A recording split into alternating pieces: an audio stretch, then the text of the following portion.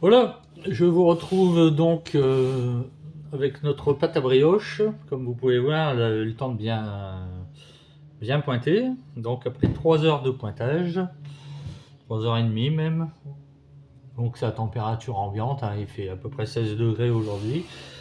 Donc je vais peser nos brioches.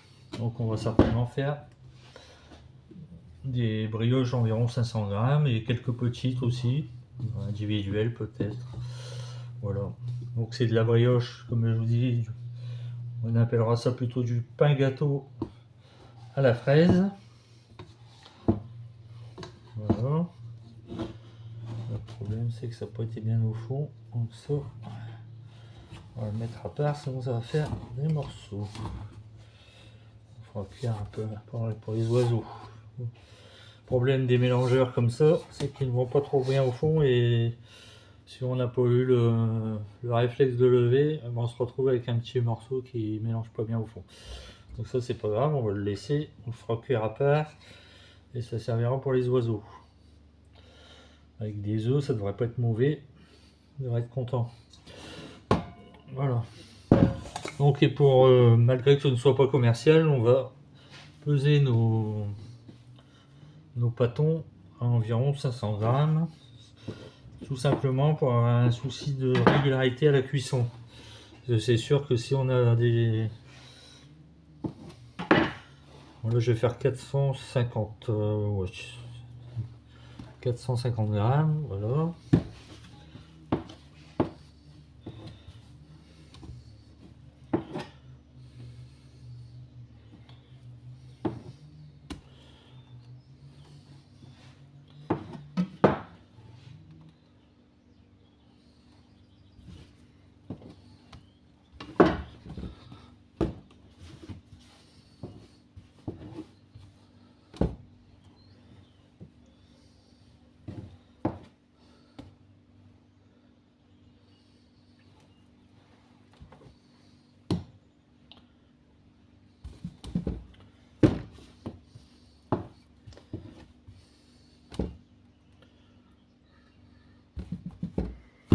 Donc on en a 4 de 450 grammes.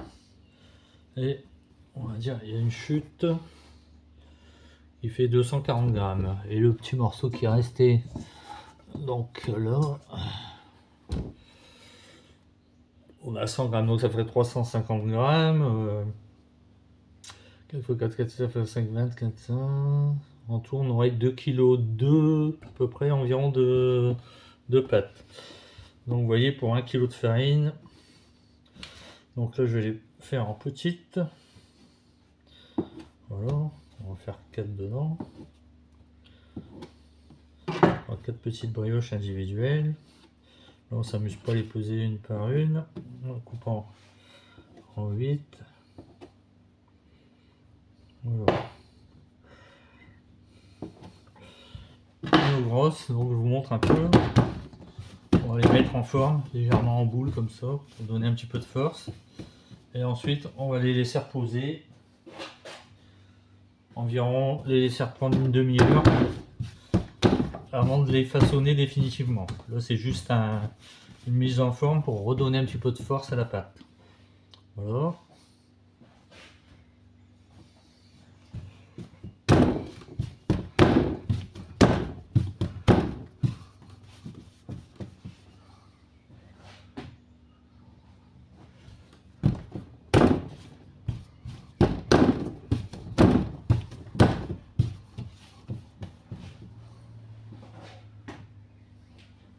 Et nos petites boules. Donc là, il faut éviter d'avoir trop de farine si on veut que ça... Et on les sert comme ça, dans ses mains. Voilà. Et on obtient nos petites boules. Voilà. Là, pareil, c'est pour dire de leur donner un petit peu de force à la pâte.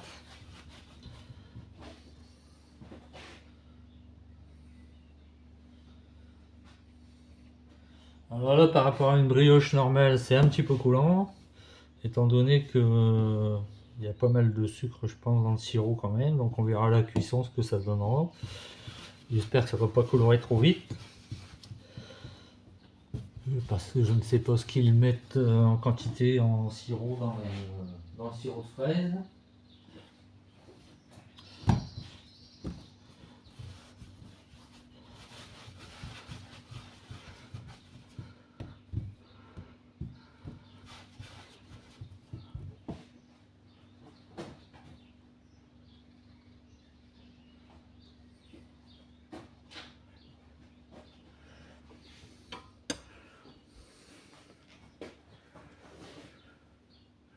Donc voilà pour nos brioches et nos petites brioches au repos.